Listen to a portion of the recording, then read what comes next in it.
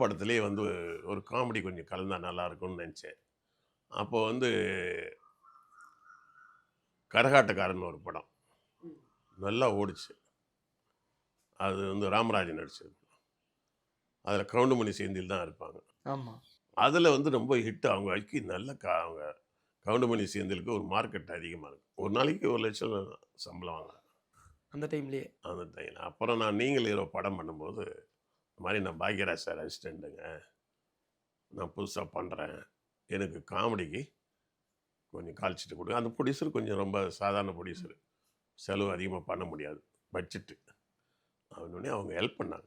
பாக்யராஜ் அசிஸ்டன்ட்டா நல்லா வருவ அப்படின்னாரு. நான் கதை சொன்ன விதத்தெல்லாம் பார்த்து காமெடி சென்ஸ்லாம் அவனுக்கு இருக்கு.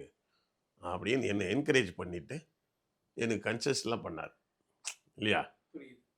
ஒ ஒரு பாதி சம்பளத்த குறைச்சு தான் பண்ணாங்க 2 பேரும்.